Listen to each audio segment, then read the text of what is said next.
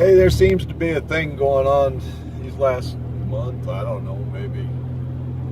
But it's the whole tearing down the statues, and defacing the statues of the. It started out as the Old South, defacing those statues, and I guess now it's starting to go into religious statues. And I don't know.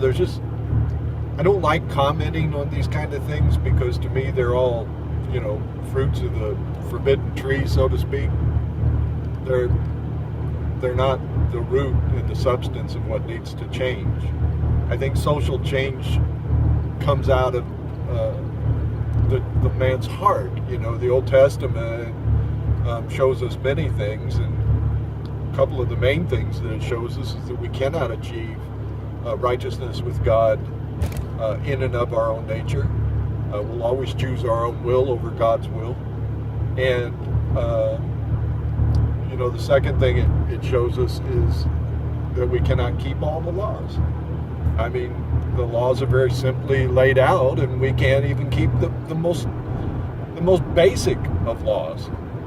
So, real change begins in the heart and finds its way out. It doesn't find its way by doing things and legislation and whatnot. So all that aside, though, I don't usually comment on it, but today I just felt a real need to express what I just expressed, and also that where does it all end?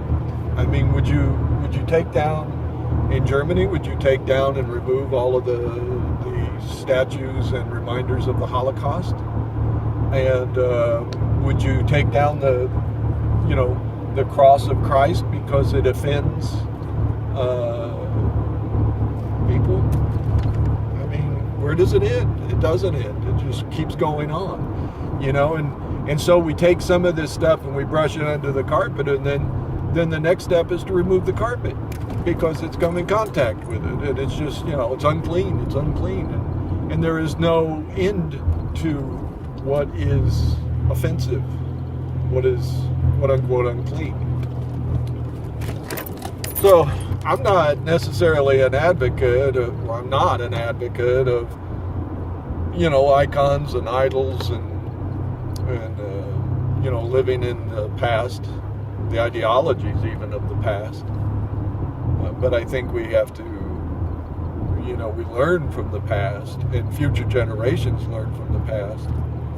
I remember when, in terms of race, the N-word, which I have never liked and never used, seldom anyway, in my past used, and so I have no trouble calling it the N-word because I find it offensive. Not only that it would offend somebody, but I find it offensive. It's a derogatory term. I don't use derogatory terms to people of any race, or, as a Christian to, specific people. So that isn't to say that my mind doesn't wander to stereotypes at times. Sometimes I think once the stereotypes are established, we find people to fit in them. It's like now I have a container for all Jews, and now I have a container for all blacks, and now I have a container for all hippies, and I can take people, and by the way they dress or certain actions or certain nuances they have, I can push them in that little box, stereotype them.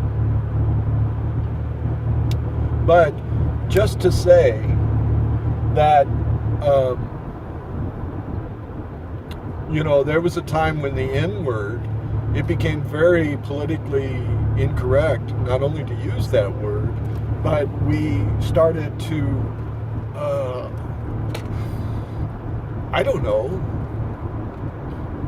crucify people if they used it.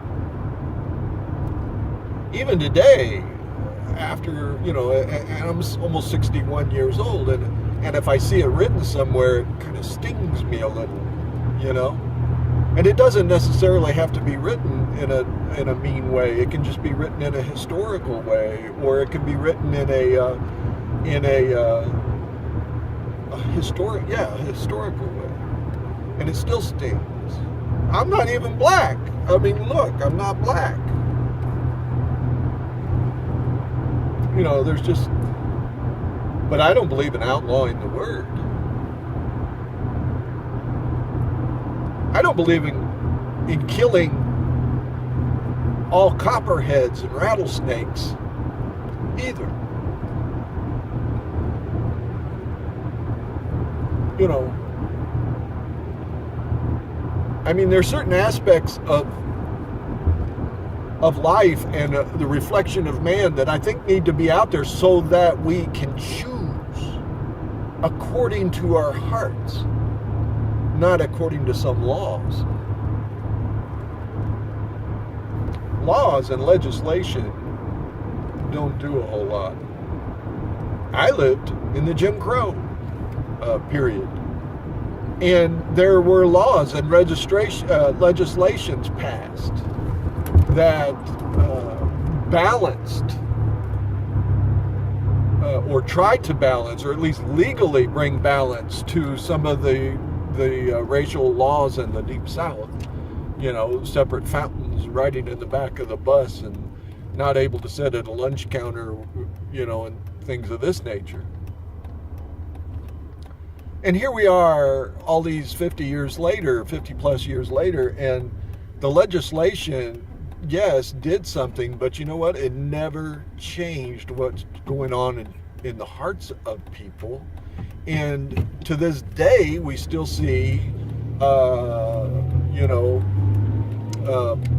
both races of black and white at odds with one another. It just doesn't change the heart of a man. Okay, there we go back to that again. Let's get beyond that. I'm going to try to get beyond that. So, what I'm saying is that Christ changes the heart of man. He, in himself, crucified that old nature. And believers, by trust and faith in him, receive this spiritual Christ, this last Adam, this new nature into our lives, and are what we call born again. And we begin to live by the Spirit of God and no longer after our own will and the flesh of God. To as many that would be the sons of God, they're led by the Spirit of God. And so life itself takes on a completely different perspective because we're on an entirely different platform. That changes the heart of man, changes the way he views things. So I am not an advocate in any way, shape, or form of removing ugliness or in remaking history. I am very much an advocate of men being born again in the establishment of the kingdom of God here on earth. I am very much an advocate of that. And as such, I think the statues that we should be tearing down are the statues that, and the shrines that we have within ourselves of morally right and wrong hypocrisies that we still bow down to, or that we use to, endorse our own kingdoms. I don't care, and I'm not talking about kingdoms of white or black, but I'm talking about kingdoms of self. Adamic kingdoms. Those are the statues we should be tearing down. And you know what? You can't even tear those down in your own strength. You can't do it. You just can't do it. They will find new outlets. So if you're really a revolutionary, if you really want to see the world change, if you really are serious, you won't live in a hypocrisy of tearing down one man's freedom to endorse another, to endorse your own freedom. I mean, that's what people are hating when they kick these statues, right? That supposedly is what they're doing. They're wanting to repress freedom, the freedom of many to express their own perspective of freedom. So I'm just saying that this stuff, I fully expect it to go on. And the reason I even brought up the N-word is this. When we began to, as a society, when we began to restrict vocabulary, and when we gave these power to words, we also gave power to statues.